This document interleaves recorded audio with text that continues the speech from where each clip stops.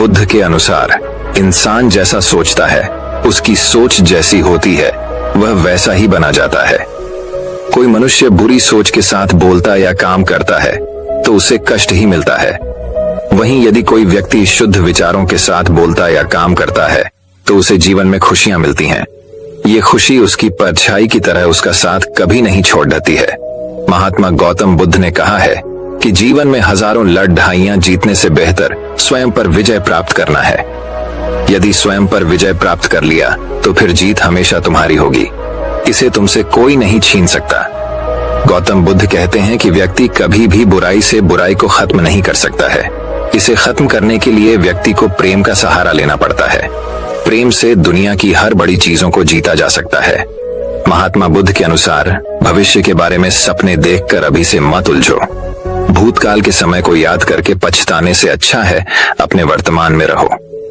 खुश रहने का सबसे अच्छा तरीका यही है। जिस तरह से एक जलता हुआ दिया हजारों लोगों को रोशनी देता है, ठीक वैसे ही खुशियां बांटने से आपस में प्यार बढ़ता है, कभी कम नहीं होता है। बुद्ध के अनुसार जंगली जानवर की बजाय कपटी और दुष्ट मित्र से डरना चाहिए। जंगली जानवर आपके शरीर को नुकसान पहुंचा सकता है, लेकिन एक बुरा मित्र आपकी बुद्धि को नुकसान पहुंचा सकता है। गौतम बुद्ध के अनुसार जीवन में 3 चीजें कभी भी छुपा कर नहीं रखी जा सकती हैं। वो है सूर्य, चंद्रमा और सत्य। गौतम बुद्ध की ऐसी कई बातें हैं जो आपकी जिंदगी को पूरी तरह से बदल सकती हैं। उनकी बताई गई कुछ जरूरी बातों को अगर आप फॉलो करें तो आपको जल्द ही इसका परिणाम देखने को मिलेगा। आप उनके द्वारा बताई गई बातों पर गौर करें। गौतम बुद्ध के अनमोल विचार आपके जीवन की दिशा को बदल सकते हैं, इसलिए हम सभी को उनके जीवन से कुछ बातें जरूर सीखनी चाहिए। प्यार करना सीखें। नफरत को नफरत से नहीं बल्कि प्यार से ही दूर किया जा सकता है। ये पहली सीख है जो हमें बुद्ध के जीवन से लेनी चाहिए। दुनिया में प्यार ही एक ऐसा एहसास और भावना है जो इतनी शक्तिशाली है कि इससे उदासी, गुस्सा और निराशा दूर हो जाती है। चुप रहना सीखें। हमेशा बड़बोलापन अच्छा नहीं होता। कभी कभी चुप रहना भी बुद्धिमानी की निशानी होती है।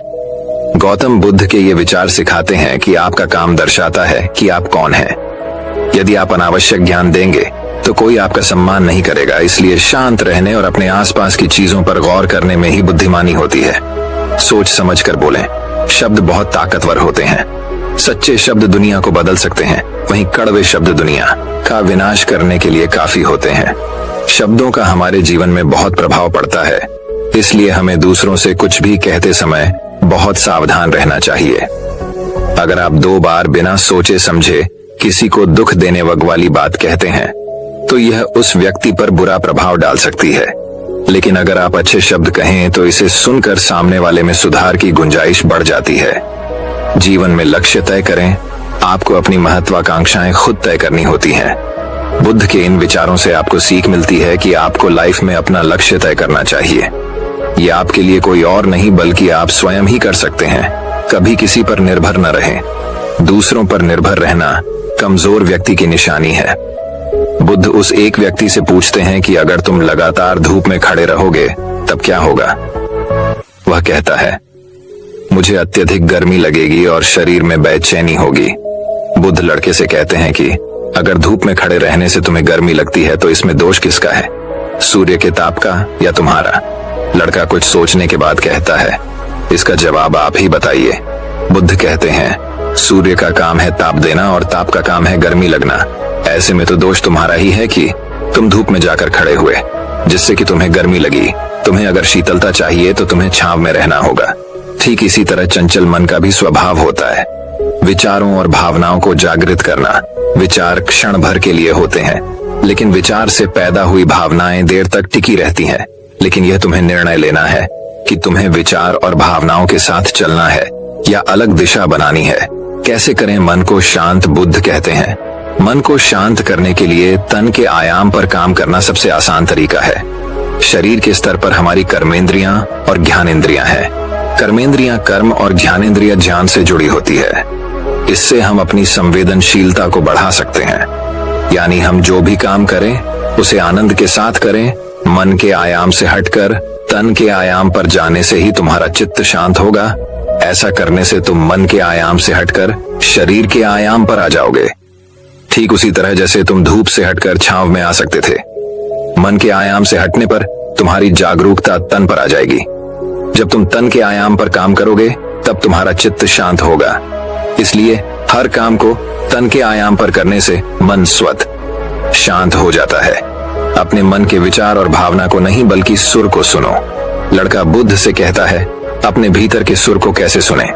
बुद्ध कहते हैं, किसी शांत स्थान पर रहकर, जहां शांति हो, तब अपनी आंखें बंद करो और मन के भीतर चल रहे शोर से हटकर भीतर के सुर को सुनने की कोशिश करो। सुर निरंतर चलता रहता है, लेकिन बाहर के शोर के कारण तुम अपने मन के भीतर चल रहे सुर को नहीं सुन पाते हो।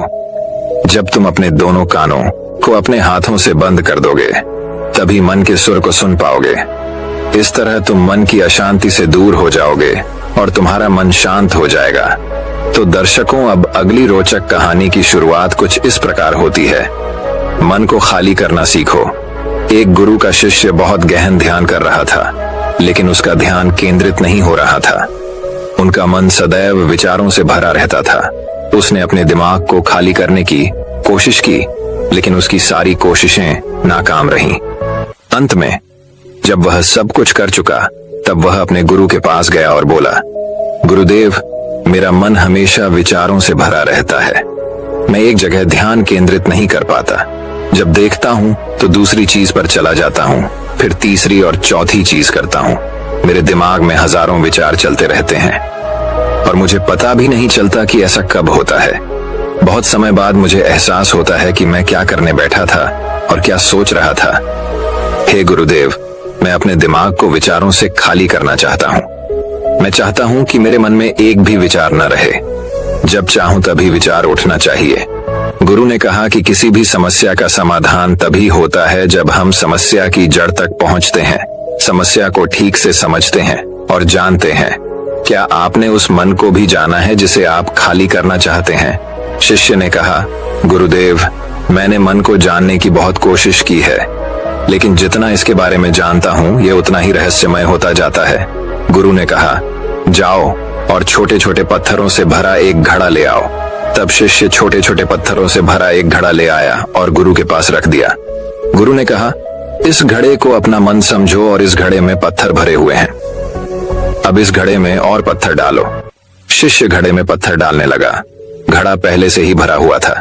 12वां पत्थर रखते ही बाकी सभी पत्थर नीचे गिरने लगे। तब गुरु ने कहा, रुको और ध्यान से देखो। अब घड़े में कोई पत्थर तो नहीं आ रहे हैं, बल्कि वह नीचे गिर रही है, क्योंकि यह भर गया है।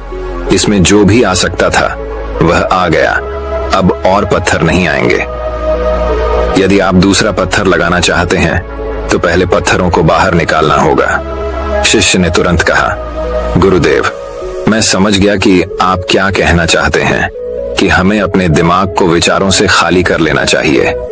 गुरु मुस्कुराए और गुरु ने कहा, पहले पूरी बात समझो और फिर दिमाग को खाली करो। गुरु ने कहा कि हमारा मन इस घड़े के बिल्कुल विपरीत है।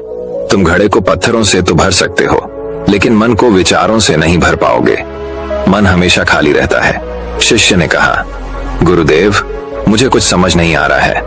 अगर दिमाग हमेशा खाली रहता है तो हम उसे खाली करने की कोशिश क्यों करते रहते हैं? इसकी क्या जरूरत है? गुरु ने कहा, इस घड़े से एक एक करके सारे पत्थर निकालो। शिष्य ने वैसा ही किया और घड़े से एक एक पत्थर निकालता रहा और अंत में घड़ा खाली हो गया। गुरु ने कहा, देखो, तुमने एक एक पत्थर निकाला, ये घड़ा खाली हो गया है। अब आप इस घड़े में कोई भी पत्थर डाल सकते हैं, दूसरा पत्थर डाल सकते हैं, या फिर वही पत्थर दोबारा डाल सकते हैं। आप इसे आधा भर सकते हैं या फिर पूरा भर सकते हैं। शिष्य ने कहा, गुरुदेव, मैं भी ऐसा ही हूँ। मैं बता रहा हूँ कि मन को खाली करना है। ये तो पत्थर हैं, इन्हें आसानी से निकाला जा सकता है और घड़ा खाली किया जा सकता है, लेकिन मैं अपने मन को कैसे खाली करूं? गुरु ने कहा, इस खाली घड़े में एक पत्थर डालो और 2 पत्थर निकाल लो। शिष्य ने यह कहा, ऐसा कैसे हो सकता है कि जब इस घड़े में एक पत्थर होगा तो एक ही पत्थर निकलेगा, फिर 2 पत्थर कैसे निकल सकते हैं? गुरु ने कहा, चलो ऐसा करो, इस घड़े में 2 पत्थर डालो और 4 पत्थर निकाल लो। शिष्य ने कहा, गुरुदेव, ये कैसे संभव हो सकता है? ये कोई चमत्कारी बर्तन नहीं है कि 1 डालो तो 2 निकालो, 2 डालो तो 4। गुरु ने कहा, यह घड़ा चमत्कारी नहीं है, लेकिन तुम्हारा घड़ा यानी तुम्हारा मन चमत्कारी है। यदि आप इसमें एक विचार निकालेंगे तो इसके पीछे 2 विचार होंगे। जब आप उन 2 विचारों को पकड़ते हैं तो उनके पीछे 4 विचार उभर आते हैं और वह खाली नहीं रहता। ये मन का भ्रम है कि सब कुछ है लेकिन कुछ भी नहीं है। शिष्य ने कहा, गुरुदेव, आप जो कह रहे हैं वह मैं समझ गया, लेकिन क्या मैं हमेशा अपने विचारों के जाल में फंसा रहूंगा? क्या मन के भ्रम से बाहर निकलने का कोई रास्ता है? बिल्कुल नहीं। और जब आप उन 4 विचारों को पकड़ते हैं तो उनके पीछे 16 विचार उभरते हैं और ऐसा करने से विचारों की एक लंबी श्रृंखला बन जाती है और आप कहीं नहीं रुकते, एक के बाद दूसरे विचार को पकड़ते चले जाते हैं। ये मिट्टी का घड़ा पत्थरों के घड़े के समान है, भरा रहेगा लेकिन आपका मन कभी नहीं भरता, वह हमेशा खाली ही रहता है। हमारा दिमाग भी एक विचार के बाद हमारे लिए हजारों विकल्प खोल देता है और हम एक मुख्य विचार को छोड़कर उन हजारों विकल्पों में फंस जाते हैं। शिष्य ने कहा, मैं आपकी बात अच्छी तरह समझ गया हूँ, लेकिन अब मुझे क्या करना चाहिए, मेरा मार्गदर्शन करें। गुरु ने कहा, मन के जाल में मत उलझो, मन को खाली करने की कोशिश मत करो, अपना ध्यान इकट्ठा करो, एकाग्रता लाओ, जो भी कर रहे हो उसे अंतिम मानकर करो। ऐसे करो कि बाद में इसमें आपको कुछ भी करने की जरूरत नहीं है। और जब आप किसी दूसरे विचार पर काम करते हैं तो बस उसी पर काम करें, कोई दूसरा विचार नहीं। मन के भ्रम से बाहर निकलना इतना आसान नहीं है, लेकिन अभ्यास सब कुछ कर सकता है। शिष्य ने कहा, गुरुदेव, मैं भी ऐसा ही करूंगा। ये समझाने के लिए आपका बहुत बहुत धन्यवाद। हम सभी अपने दिमाग को खाली करने की कोशिश करते हैं, मन में उठते बैठते विचारों से परेशान रहते हैं। हम चाहते हैं कि ये विचार कहीं चले जाएं और हम शांत हो जाते हैं, लेकिन जितना हम इन विचारों से दूर भागते हैं, हम विचारों का उपयोग करते हैं कि वे हमें शांत करते हैं और वे आपके उन्हीं विचारों से जुड़े होते हैं जिन्हें आप छोड़ना चाहते हैं। इसलिए ये विचार इतनी शक्तिशाली हैं। जब आप सोचना ही नहीं चाहते तो आप शांत रह सकते हैं। यह तभी संभव है जब आप शांत रहने की कोशिश करना बंद कर दें और अपनी समस्या को हल करने पर ध्यान दें, ध्यान केंद्रित करें और समझें कि चिंता करने से नहीं बल्कि सोचने से समाधान मिलता है। गुरु ने कहा, इस मिट्टी के बर्तन को पत्थरों से आधा भर दो। शिष्य ने वैसा ही किया। फिर गुरु ने कहा, अब इन पत्थरों में से एक पत्थर चुन लो और उस पत्थर की एक छोटी सी मूर्ति बनाकर मुझे दे दो। मैं जानता हूं कि तुम एक अच्छे कलाकार हो। जब शिष्य ने 11वां पत्थर निकाला और उस पत्थर को तराशना शुरू किया तो उसे एहसास हुआ कि यह पत्थर अच्छा नहीं है। तो उसने घड़े से दूसरा पत्थर निकाला, उसे वह पत्थर भी पसंद नहीं आया। फिर उसने तीसरा पत्थर निकाला, उसका रंग उसे पसंद नहीं आया। फिर उसने चौथा पत्थर निकाला, लेकिन उसे इस पत्थर में एक दोष निकला। इस प्रकार उसने लगभग सभी पत्थर बाहर फेंक दिए। उसे ऐसा करते देख गुरु ने कहा, वह पत्थर जो तुमने पहली बार निकाला था, यह समझकर उसी पत्थर की खोज करो कि तुम्हारे पास कोई दूसरा पत्थर नहीं है। तब शिष्य ने उस पत्थर को ही खोजना शुरू कर दिया और उस पत्थर से उसने अपने गुरु की एक बहुत ही सुंदर मूर्ति बनाई और अपने गुरु को भेंट की और कहा, बहुत सुंदर, इस पत्थर से मूर्ति बनाई जा सकती है। मैं इसका विचार भी नहीं कर सकता था। गुरु ने कहा कि जब कोई दूसरा विकल्प नहीं है तो हम अपनी सारी ऊर्जा उसमें लगा देते हैं और उसे सर्वश्रेष्ठ बनाते हैं। जब कोई दूसरा विकल्प है तो हम सिर्फ पत्थर चुनते रहते हैं। तो दर्शकों, अब अगली रोचक कहानी की शुरुआत कुछ इस प्रकार होती है। एक किसान अपने गांव की परेशानियों से बहुत दुखी था। किसी ने उसे अपने दुहाकों के निवारण के लिए बुद्ध की शरण में जाने को कहा।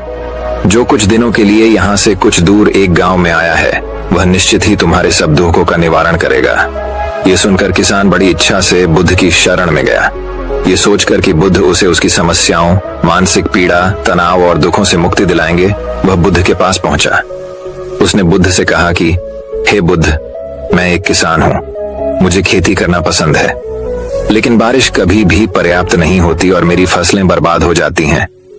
पिछले साल मेरे पास खाने के लिए कुछ नहीं था और इस साल भी अत्यधिक बारिश के कारण फसल को बहुत नुकसान हुआ। मेरे पास खाने के लिए पर्याप्त भोजन नहीं है।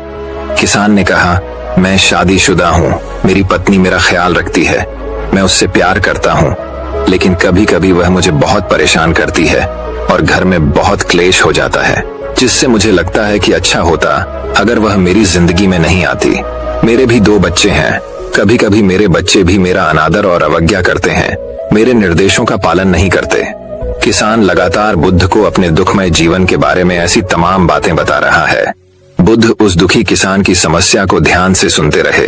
अपनी जिंदगी की सारी परेशानियां बताने के बाद जब उन्हें राहत महसूस हुई तो वह चुप हो गए। अब उसके पास बताने के लिए कोई और समस्या नहीं बची थी। अब वह चुपचाप बैठकर बुद्ध की ओर देख रहा था और अपनी समस्या का समाधान पाने के लिए बुद्ध के उत्तर की प्रतीक्षा कर रहा था। लेकिन बुद्ध चुप थे। किसान ने फिर कहा, हे बुद्ध, मैं आपकी शरण में आया हूं, कृपया मेरे जीवन की इन समस्याओं का समाधान करें। बुद्ध ने कहा, मैं तुम्हारी कोई मदद नहीं कर सकता। किसान आश्चर्यचकित होकर बोला, अरे यह आप क्या कह रहे हैं? सब कहते हैं कि आप सबके दुहक दूर कर देते हैं, तो क्या तुम मेरी समस्याएं हल नहीं करोगे इसीलिए कि मैं एक गरीब किसान हूं? बुद्ध ने कहा, मुश्किलें हर किसी के जीवन में आती हैं। जीवन में दुख और परेशानियां आना स्वाभाविक है। व्यक्ति के जीवन में अक्सर उसके कर्मों के अनुसार परिस्थितियां बदलती रहती हैं, जिससे सुख, दुख, निराशा और क्रोध आता है। नए रिश्तों का बनना, पुराने रिश्तों का बिगड़ना, रिश्तों में मिठास और कड़वाहट, ये सब सामान्य है। यह जीवन का हिस्सा है और यह जीवन का चक्र है। हकीकत तो यह है कि हम सभी के जीवन में 83 प्रकार की कठिनाइयां हैं। इन कठिनाइयों का समाधान आप और मैं नहीं कर सकते, कोई नहीं कर सकता। जिंदगी और जिंदगी में बनने वाले रिश्ते स्थिर नहीं होते। एक दिन रिश्तेदार भी चले जाएंगे और जिंदगी भी खत्म हो जाएगी, लेकिन ये समस्याएं वैसे ही रहेंगी जैसे आज आपकी जिंदगी में हैं और कल किसी और की जिंदगी में होंगी। इस पर किसान अपना नियंत्रण खो देता है और क्रोधित हो जाता है और ऊंची आवाज में बुद्ध से कहता है कि हर कोई कहता है कि तुम्हें एक महात्मा, एक सिद्ध पुरुष, एक प्रबुद्ध व्यक्ति होना चाहिए। मैं इस विश्वास के साथ यहाँ आया हूँ कि आप मेरी मदद करेंगे। यदि आप मेरी समस्याएं हल नहीं कर सकते तो मेरा यहाँ आना व्यर्थ था। हर कोई झूठ बोलता है कि वे समस्याओं का समाधान करते हैं। आपने मेरी एक भी समस्या का समाधान नहीं किया। तुमसे अच्छे तो वह महात्मा हैं जो 2 वर्ष पहले मेरे घर आए थे। उन्होंने मेरे लिए यज्ञ कराया, दान दक्षिणा दिलवाई और मेरे मन को असीम शांति मिली। कुछ सुख भी बढ़े और कुछ दुख भी कम हुए। लेकिन तुमने मेरी कोई भी समस्या हल नहीं की। तुमने मुझे सीधे तौर पर मना कर दिया। बुद्ध ने कहा, क्या वह सब करने से जीवन के सारे दुख समाप्त हो गए? इतना कुछ करने के बाद भी अब आप इतने परेशान क्यों हैं? अब आप पहले से भी ज्यादा दुखों से घिर गए हैं। तात्पर्य यह है कि जीवन में दुख कभी समाप्त नहीं होते। किसान बोला, तो क्या मैं मान लूं कि तुम मेरी मदद नहीं कर सकते? यदि आप ऐसी छोटी छोटी बातों का समाधान नहीं कर सकते तो आपके उपदेशों का क्या लाभ? बुद्ध ने कहा, मैं तुम्हारी 84वीं समस्या का समाधान तो नहीं कर सकता, लेकिन हाँ, मैं तुम्हारी 84वीं समस्या का समाधान अवश्य कर सकता हूँ। किसान आश्चर्यचकित हो गया और बोला, 84वीं समस्या क्या है बुद्ध? बुद्ध ने कहा, यानी कि तुम अपने जीवन में कोई समस्या नहीं चाहते। आपकी सारी समस्याएं इसी समस्या के कारण उत्पन्न हुई हैं। यदि आप इस तथ्य को स्वीकार कर लें कि जीवन में समस्याएं मौजूद हैं और समस्याएं जीवन का हिस्सा हैं, तो आप जीवन की समस्याओं से विचलित नहीं हो पाएंगे। आप जीवन में आने वाली समस्याओं से विचलित हो जाते हैं क्योंकि आपको लगता है कि आप दुनिया के सबसे दुखी व्यक्ति हैं, जबकि सच्चाई यह है कि हर किसी को अपना दुख सबसे ज्यादा महसूस होता है। लेकिन जिस दिन आप यह समझने लगेंगे कि मेरा कष्ट अन्य लोगों की तुलना में बहुत कम है, उस दिन से कोई भी दुख आप पर प्रभाव नहीं डाल पाएगा। जब तक आप नहीं चाहेंगे कि आपके जीवन में कोई परेशानी ना आए और आप हर दुख दर्द से बचे रहें, तो यह संभव नहीं है। ऐसे में छोटा सा दर्द भी आपको बेचैन कर देगा और आपकी मानसिक शांति भंग कर देगा। अगर आपके जीवन से परेशानियां पूरी तरह से दूर हो जाएं, अगर आपको हर दिन हर पल बिना दुख और कठिनाइयों के जीवन जीने को मिलेगा, तो आप ज्यादा दिन तक ऐसा नहीं जी पाएंगे। एक समय आएगा जब आप हर दिन एक ही तरह की जिंदगी जीने से पूरी तरह से तंग आ जाएंगे और ऊब जाएंगे, क्योंकि जीवन में किसी भी चीज की अधिकता जीवन के लिए भयानक समस्याएं पैदा करती है। आरामदायक जीवन जीने से आप मन और शरीर दोनों से विकलांग हो जाएंगे। तो ऐसे जीवन का क्या फायदा जो बाद में आपको नर्क जैसा जीवन जीने पर मजबूर कर दे? जिस तरह खाना खाने का असली आनंद तभी मिलता है जब बहुत भूख लगी हो, और पानी पीने का असली मजा तभी आता है जब बहुत प्यास लगती है, उसी तरह जीवन के तमाम दुखों और परेशानियों को झेलने के बाद ही खुशी का आनंद मिलता है। इसीलिए जीवन में सुख और दुख अलग अलग रूप में आते रहते हैं। हम चाहकर भी जीवन से सुख दुख को खत्म नहीं कर सकते, लेकिन उनसे इतना ऊपर जरूर उठ सकते हैं कि कोई भी बड़ी समस्या मन को विचलित न कर सके। इसके लिए अपने मन को शक्तिशाली बनाएं, धैर्य रखें, प्रतिदिन आध्यात्म का ध्यान करें, ज्ञान बढ़ाओ। यह आपके जीवन की सभी समस्याओं का समाधान है। इसे जीवन की चतुर्मुखी समस्या का समाधान कहा जाता है। महात्मा बुद्ध का यह अद्भुत ज्ञान पाकर किसान संतुष्ट हो गया और उसका मन बिल्कुल हल्का हो गया। मन में जो समस्याएं परेशान कर रही थीं, उनके प्रति जिज्ञासा शांत हो गई। कौसान ने अपनी आंखें बंद कर लीं और आनंद का अनुभव करने लगा। किसान को समझ आ गया कि वह अब तक क्या गलती कर रहा था और वह बुद्ध के चरणों में गिर गया। तो दर्शकों, अब अगली रोचक कहानी की शुरुआत कुछ इस प्रकार होती है। एक समय की बात है, सेरेंडिपिटी के प्राचीन साम्राज्य में अशोक नाम का एक बुद्धिमान और महान राजा रहता था। राजा अशोक को उनके न्यायपूर्ण शासन और अपने लोगों की भलाई के प्रति उनकी अटूट प्रतिबद्धता के लिए सम्मानित किया जाता था। उसके शासनकाल में राज्य फला फूला और पूरे देश में शांति कायम हो गई। एक दिन राजा अशोक को एक भटकते हुए आरशी से एक रहस्यमय उपहार मिला। यह एक सुनहरा ताबीज था जिस पर प्राचीन प्रतीक और एक रहस्यमय संदेश अंकित था। आरशी ने राजा को बताया था कि ताबीज में बहुत शक्ति होती है, लेकिन इसका असली स्वरूप केवल शुद्ध विचारों और इरादों वाले व्यक्ति के सामने ही प्रकट होगा। आरशी के शब्दों से प्रभावित होकर राजा अशोक ने ताबीज को हर समय अपने पास रखने का फैसला किया। जैसे जैसे दिन बीतते गए, राज्य में अजीब घटनाएं घटने लगीं।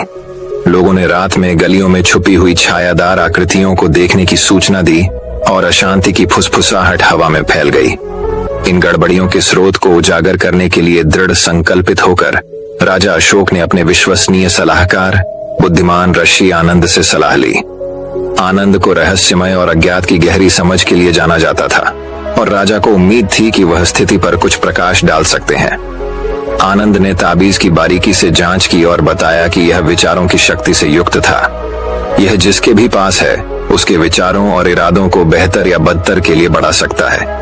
ऐसा कहा गया था कि केवल सबसे शुद्ध हृदय ही अपनी शक्ति का उपयोग भलाई के लिए कर सकता है, जबकि दुर्भावनापूर्ण इरादे वाले लोग अपने ही अंधेरे में भस्म हो जाएंगे। इस रहस्योद्घाटन से परेशान होकर राजा अशोक को एहसास हुआ कि राज्य की परेशानियों का स्रोत ताबीज के भीतर ही था। वह जानता था कि उसे अपनी प्रिय भूमि पर और अधिक अराजकता फैलने से रोकने के लिए तेजी से कार्य करना होगा।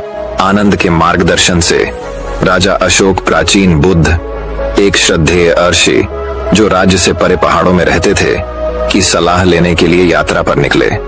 कहा जाता है कि बुद्ध के पास महान ज्ञान और अंतर्दृष्टि थी और राजा को उम्मीद थी कि वह ताबीज के रहस्यों को उजागर करने में उसकी मदद कर सकते हैं।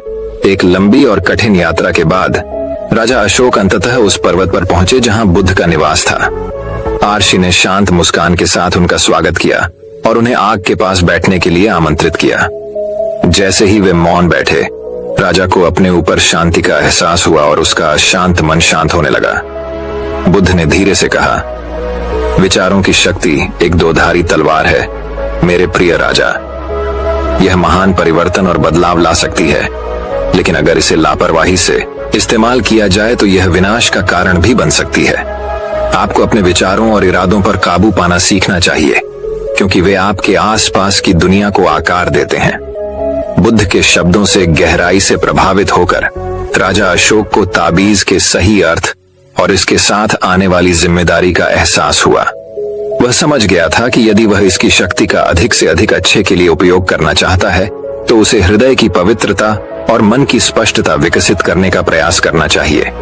राज्य में लौटकर राजा अशोक ने अपने लोगों से आत्मखोज और आंतरिक परिवर्तन की यात्रा में शामिल होने का आह्वान किया। साथ में वे बुद्ध और आरशी आनंद के ज्ञान द्वारा निर्देशित होकर अपने विचारों और इरादों की शक्ति को अनलॉक करने की खोज में निकल पड़े। जैसे जैसे दिन हफ्तों में और सप्ताह महीनों में बदलते गए, सेरेंडिपिटी के साम्राज्य में गहरा परिवर्तन आया। लोगों ने अपने डर और असुरक्षाओं को दूर करना, शांति और ज्ञान का एक नया मार्ग अपनाना सीखा। वे छायादार आकृतियां जो कभी गलियों में भय पैदा करती थीं, गायब हो गईं। उनकी जगह लालटेन की गर्म चमक और सड़कों पर खेल रहे बच्चों की हंसी ने ले ली। अशांति की फुसफुसाहटें शांत हो गईं। उनकी जगह आशा और एकता के गीतों ने ले ली। अंत में राजा अशोक को एहसास हुआ कि सच्ची शक्ति बाहरी संपत्ति या भौतिक धन में नहीं, बल्कि किसी के विचारों और इरादों की पवित्रता में निहित है। उन्होंने समझा कि प्रेम, करुणा और आत्म जागरूकता पैदा करके वह स्थायी परिवर्तन ला सकते हैं और एक ऐसा राज्य बना सकते हैं जहां सभी प्राणी सद्भाव से पनप सकें। और इसलिए सेरेंडिपिटी का साम्राज्य दूर दूर तक प्रकाश और ज्ञान की चमकती किरण, विचारों की परिवर्तनकारी शक्ति का प्रमाण और एक बुद्धिमान और महान राजा की विरासत के रूप में जाना जाने लगा, जिसने करुणा और अनुग्रह के साथ अपने लोगों का नेतृत्व किया। कहानी का सार यह है कि विचारों की शक्ति एक शक्तिशाली शक्ति है जो हमारी वास्तविकता को गहन तरीकों से आकार दे सकती है। हृदय की पवित्रता और मन की स्पष्टता को विकसित करके हम इस शक्ति का उपयोग अच्छे कार्यों के लिए कर सकते हैं और अपने जीवन और अपने आसपास की दुनिया में सकारात्मक बदलाव ला सकते हैं। तो दर्शकों, अब अगली रोचक कहानी की शुरुआत कुछ इस प्रकार होती है। सुनहरे रेशमी वस्त्र का रहस्य। एक समय की बात है, सूर्यपुर राज्य में आनंद नाम का एक बुद्धिमान और परोपकारी राजा रहता था। उनका शासनकाल समृद्धि, शांति और न्याय के लिए जाना जाता था, लेकिन उसके शांत साम्राज्य की सतह के नीचे एक ऐसा रहस्य छिपा था जो सूर्यपुर की नींव हिला देगा। यह सब तब शुरू हुआ जब एक चांदनी रात में शाही महल के दरवाजे पर जटिल प्रतीकों और चमकदार धागों से सजी एक रहस्यमय सुनहरी रेशमी पोशाक दिखाई दी। कहा जाता था कि यह वस्त्र स्वर्ग से एक उपहार था जो इसे धारण करने वाले को सौभाग्य और भाग्य का प्रतीक देता। जैसे ही चमत्कारी वस्त्र की खबर पूरे राज्य में फैली, लालच और ईर्ष्या की फुसफुसाहट हवा में भर गई। राजा की पत्नी रानी माया उस वस्त्र की इच्छा से अभिभूत थी, यह विश्वास करते हुए कि यह उसे शाश्वत सौंदर्य और यौवन प्रदान करेगा। एक दिन जब रानी माया खुद को दर्पण में निहार रही थी, एक नौकर जल्दी से कक्ष में दाखिल हुआ। उसकी आंखें डर से चौड़ी हो गईं। महाराज, सुनहरा रेशमी वस्त्र चोरी हो गया है, उसने कहा। उसकी आवाज घबराहट से कांप रही थी। रानी का दिल चिंता से धड़कने लगा और वह राजा आनंद को चोरी की सूचना देने के लिए दौड़ी। साथ में वे रहस्य को सुलझाने और अनमोल वस्त्र को पुनः प्राप्त करने के लिए निकल पड़े। राजा ने अपने सबसे भरोसेमंद सलाहकार, एक बुद्धिमान और रहस्यमय आर्षी, जिन्हें मास्टर सिद्धार्थ के नाम से जाना जाता था, को बुलाया। अपनी तीव्र बुद्धि और गहरी बुद्धि के साथ मास्टर सिद्धार्थ ने चोरी हुए वस्त्र के रहस्य को सुलझाने और राज्य में शांति बहाल करने की कसम खाई। जैसे जैसे वे जांच में गहराई से उतरे, उन्हें धोखे और विश्वासघात का एक जाल पता चला, जिससे राज्य के टुकड़े टुकड़े होने का खतरा था। संदेह महल के रक्षकों, दरबारियों और यहाँ तक कि स्वयं रानी पर भी गया। लेकिन जैसे ही मास्टर सिद्धार्थ ने सच्चाई की खोज की, उन्हें एहसास हुआ कि सुनहरे रेशमी वस्त्र का रहस्य सिर्फ चोरी हुए खजाने के बारे में नहीं था, बल्कि मनुष्यों के दिलों के भीतर छिपे अंधेरे के बारे में था। जैसे जैसे दिन बीतते गए, सूर्यपुर में तनाव बढ़ता गया और राजा की प्रजा इस डर में रहने लगी कि जांच से क्या खुलासे होंगे। लेकिन मास्टर सिद्धार्थ निडर रहे। उनकी अटूट निगाहें न्याय की खोज पर टिकी रहीं। एक दुर्भाग्यपूर्ण रात, जब राज्य सितारों की निगरानी में सो रहा था, मास्टर सिद्धार्थ को एक ऐसा सुराग मिला जो उन्हें रहस्य की तह तक ले गया। महल के बगीचों की छाया में उसे चुराया हुआ वस्त्र एक कांटेदार पेड़ के नीचे छिपा हुआ मिला, जिसके सुनहरे धागे चांद की रोशनी में चमक रहे थे। भारी मन से मास्टर सिद्धार्थ को एहसास हुआ कि चोरी के पीछे असली अपराधी कोई और नहीं, बल्कि रानी माया ही थी। ईर्ष्या और इच्छा से ग्रस्त होकर वह सुनहरे रेशमी वस्त्र के लालच में फंस गई थी और इसके कथित जादू का स्वाद चखने के लिए अपने ही पति को धोखा देने को तैयार थी। अगली सुबह राजा ने अपने दरबार के सभी लोगों को भव्य हॉल में बुलाया, जहां मास्टर सिद्धार्थ ने चोरी हुए वस्त्र के पीछे की सच्चाई का खुलासा किया। रानी माया चुप और पीली खड़ी थी। जैसे ही कक्ष में आरोपों की गूंज सुनाई दी, उसकी आंखें शर्म से झुक गईं। दुख और क्षमा से भरी आवाज में राजा आनंद ने अपनी रानी को संबोधित किया। मेरी प्रिय माया, मुझे पता है कि तुम्हारा दिल इच्छा से घिरा हुआ था, लेकिन प्यार और ईमानदारी हमारे राज्य के सच्चे खजाने हैं। ये हम सभी के लिए एक सबक है कि लालच और ईर्ष्या हमें अंधेरे रास्ते पर ले जा सकती है। और इस तरह सुनहरे रेशमी वस्त्र का रहस्य आखिरकार सुलझ गया, लेकिन इसके सबक सूर्यपुर के लोगों के दिलों में बने रहे। मास्टर सिद्धार्थ के ज्ञान और प्रेम और सच्चाई के स्थायी बंधन द्वारा निर्देशित, राजा आनंद के शासनकाल में राज्य समृद्ध होता रहा। जहां तक रानी माया की बात है, उसने अपने दिन शांत चिंतन में बिताए, अपनी पिछली गलतियों से मुक्ति की तलाश की और उन क्षण भंगुर इच्छाओं को दूर करने का प्रयास किया जिन्होंने एक बार उसकी दृष्टि को धुंधला कर दिया था। और अंत में उसे इस ज्ञान से सांत्वना मिली कि सच्चा भाग्य भौतिक धन में नहीं, बल्कि आत्मा की समृद्धि और हृदय की पवित्रता में निहित है। दोस्तों, मैं उम्मीद करता हूँ कि यह कहानी सुनने से आपके जीवन में अच्छे बदलाव आए होंगे।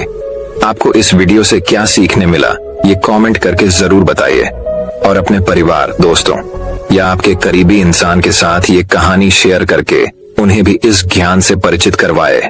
बाकी अगर आपको ये वीडियो दिल से अच्छी लगी हो, तभी इस वीडियो को लाइक कर देना।